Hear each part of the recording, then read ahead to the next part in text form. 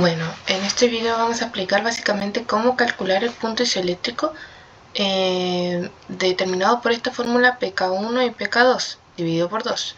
Pero hay que entender básicamente cómo funciona, ya que puede haber situaciones en las que se tenga que hacer pK1 más pKr. Y por qué no, o viceversa, o pKr más pK2. Y cómo saber específicamente cuál pK ocupar. Primero hay que entender qué es el pK, y básicamente el pK es el punto o la fuerza en la que las moléculas de un cierto compuesto, un aminoácido, se disocian, es decir, que se desprotonan. Primero, para entender cuáles son los pK que por ejemplo se ocupan en los ácidos, habría que hacer la disociación aquí. Bueno, en la prueba no hay que hacer esto, pero es básicamente para entender cómo es que se consiguen estos pK en la proteína. Y estos se determinan siempre con los grupos carboxilo y grupos amino. En los CH nunca esto se puede disociar. Entonces, en el pK1 nos quedaría, siempre primero tiene que ser con la molécula que esté más cercana al carbono alfa. El carbono alfa es el que siempre está conectado al amino y al carboxilo. Entonces nos quedaría, el primer pK nos quedaría así, porque se perdió, se disoció el hidrógeno salió de acá, entonces nos queda así.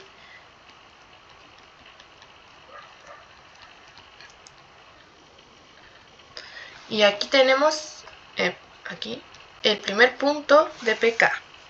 Aquí tenemos el pK1, donde se quita este hidrógeno. Ay, aquí me faltó una N. Y ahora vamos a sacar el siguiente pK. ¿Por qué? Porque aquí tiene un pK, aquí tiene otro pK y aquí tiene otro pK. Entonces, el siguiente, por orden de prioridad, tendría que ser este. ¿Por qué no este? Porque los nitrógenos siempre son más fuertes, entonces cuesta más que se le saquen los hidrógenos. En el caso de, por ejemplo, no sé, fuese un NH, tendría que primero disociarse el NH, ya que este tiene más hidrógenos, y los hidrógenos también hacen que esto sea más fuerte. Entonces nos quedaría H3N más carbono, hidrógeno.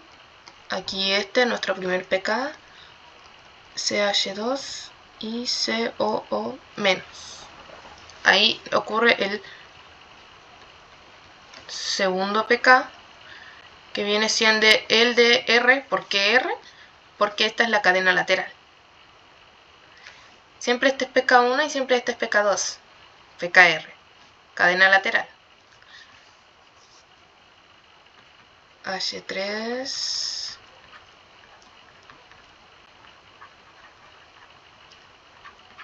R corresponde a todo esto. Ya. Ahí está. Ya. Y después ahí hacemos la tercera disociación, que vendría siendo H2N, porque se perdió ahí el protonón. Queda CHCOO menos CH2 COO menos. Y aquí tenemos el pK2, porque el 2 corresponde al amino. Ya. Ahora, ¿cómo demonios se sabe cuál pK hay que usar? Porque en el ejercicio el profesor nos va a poner ácido aspartico y va a poner aquí pK del hidroxilo, después el pK del NH3 y el pKr. Entonces nos va a poner tres valores, que son 1,88, 9,60 y no me equivoqué aquí. No está bien. 3,65. ¿Cómo sabemos cuál hay que hacer? Porque se supone que son 2 los que se ocupan para el ejercicio, no 3. ¿Cómo hay que saberlo? Bien, aquí es un tema de carga, fusionan con un tema de cargas. Se supone que el punto isoeléctrico se consigue cuando hay una carga neta de 0. Punto isoeléctrico es igual a 0. Pero esto, entonces aquí habría que contar las cargas. Aquí tenemos una negativa, aquí era la positiva, me falta agregarla, positiva. Se eliminan, se descartan y aquí nos queda una carga 0, por lo cual en este punto está 0. Bueno, me faltó aquí explicar Aquí antes hay una carga positiva y aquí positiva, solamente porque esta aquí no tiene ningún menos y aquí tampoco, entonces quedaría solamente más 1. Pasa a 0. Aquí en el pKr, ¿qué ocurre? Que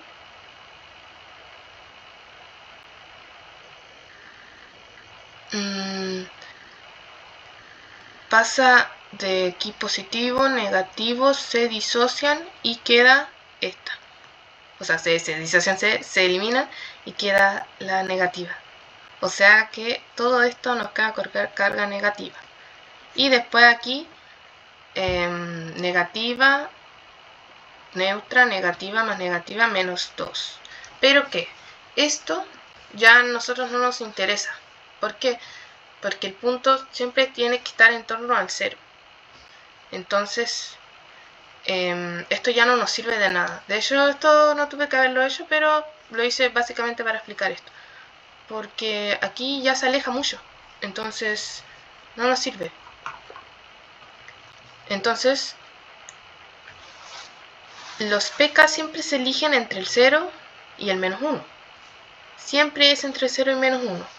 No es el más 1 y el 0 porque es un punto que al graficar se ve más alejado. Entre el 0 y el menos 1. Entonces para el ácido y para en realidad todos los ácidos, creo que todos los ácidos, se elige el pK1 y el pKr. Porque esos son los que están entre el 0. pK1, pKr. Entonces, ahora podemos calcular el punto isoeléctrico.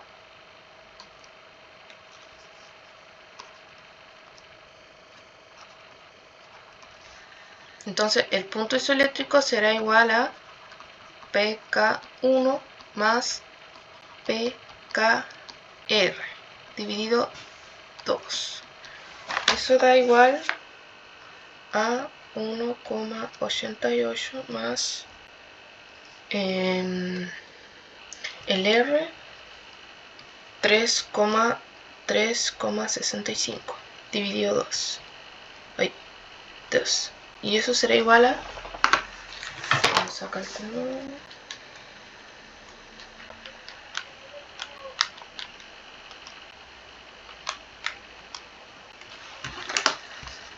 2,765. Ese vendría siendo el punto isoeléctrico. Ya. Ahora, ¿cómo saber el campo eléctrico? Por ejemplo, nos pueden poner la pregunta de que, por ejemplo, ¿cuál es la carga del ácido glutámico? Si está a un pH de, por ejemplo, 5,5. Si está ese pH. Podríamos hacer una línea entre el 1 y el 14 en donde ponemos nuestro resultado de punto isoeléctrico. aquí ponemos nuestro 2,76 y el punto al que va a estar es 5,5. Todo esto es positivo y todo esto es negativo. Todo lo que esté para acá va a ser negativo, todo lo que esté para allá va a ser positivo. Y nuestro pH que nos indicaba es 5,5. Por lo cual se pone aquí 5,5. Está en carga negativa. Y si lo llevamos a un campo eléctrico,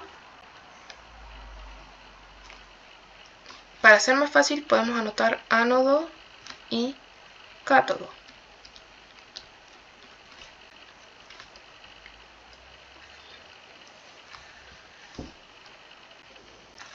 Lo negativo siempre se atrae al ánodo, por lo cual iría hacia acá. Porque esto funciona como una batería. Las cargas negativas se van hacia el lado, digamos, positivo. Y ánodo vendría siendo el lado positivo. Porque ahí está el juego de palabras. Si esto vendría siendo un anión, pero se va hacia el lado de las cargas positivas, es decir, el ánodo. Ánodo tiene cargas positivas, cátodo tiene cargas negativas. Pero las positivas, o sea, las negativas se van hacia las cargas positivas, se atraen, es como, sí, básicamente sí se atraen. Entonces sacaríamos la conclusión de que el ácido aspartico, los pK para calcular son el pK1 y el pKr, porque es lo que más está cerca del punto 0. Punto isoeléctrico es de 2,765 y esta posee carga negativa, ya que es sabido que los ácidos poseen pHs bajos. Ácidos tienen pHs bajos y bases tienen pHs altos, entre 7 a 14, ácidos entre 1 a 7. Entonces, este punto estaría correcto, ya que es bajito. Y los ácidos siempre tienen cargas negativas. Ahora bien, ¿cómo sería en el caso de, por ejemplo, la histidina?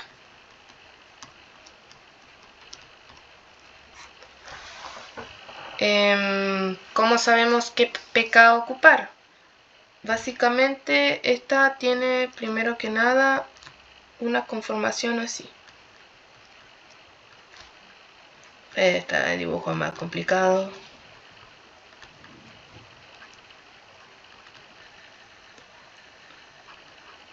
Ahí está.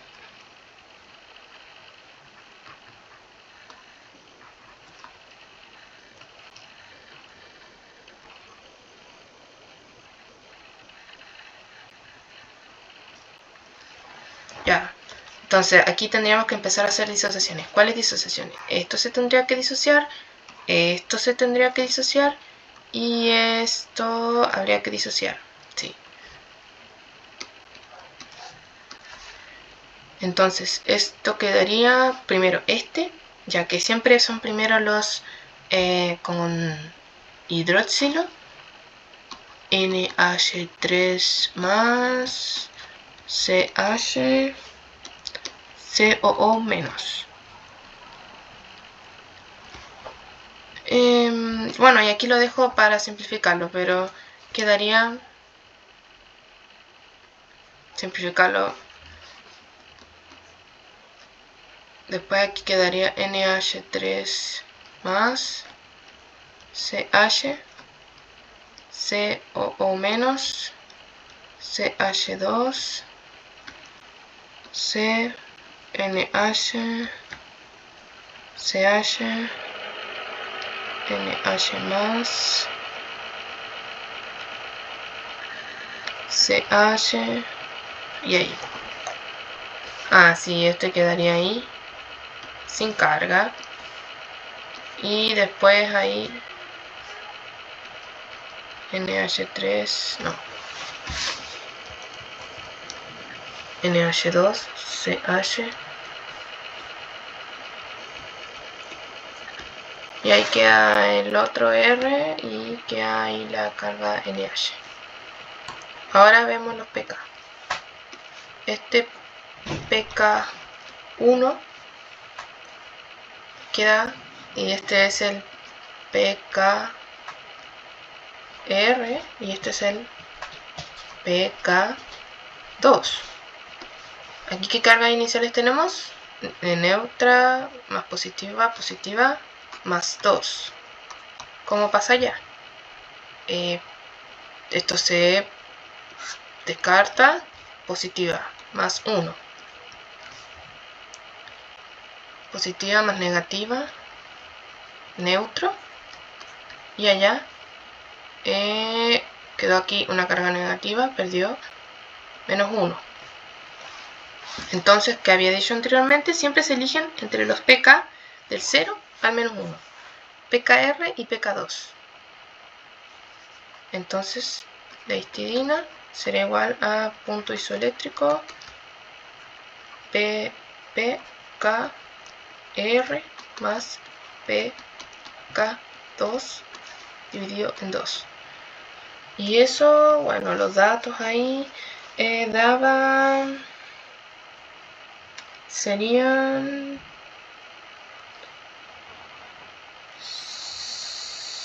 6 más 9,17, y todo eso dividido en 2, y eso será igual a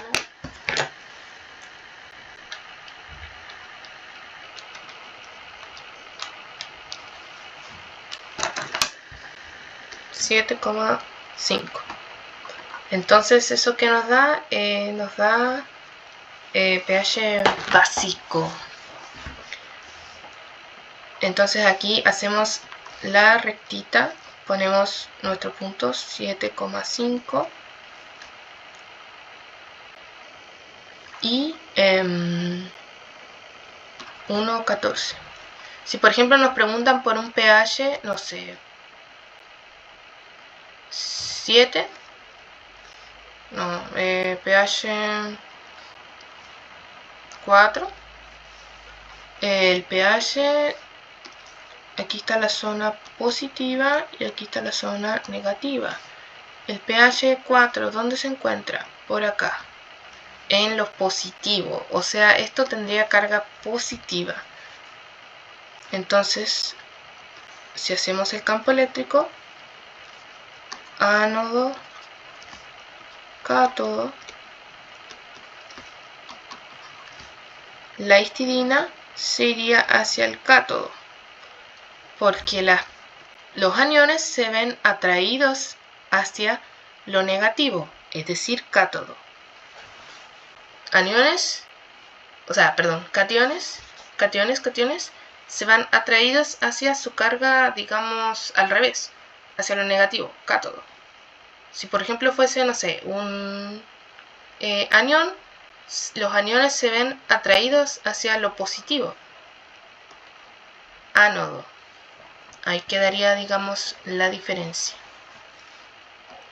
Pero en este caso es cátodo. Entonces las bases normalmente vienen siendo pKr más pK2 y ácidos pK1 más pKr. Bases atraídas, bases a cátodos, y ácidos se van hacia los ánodos.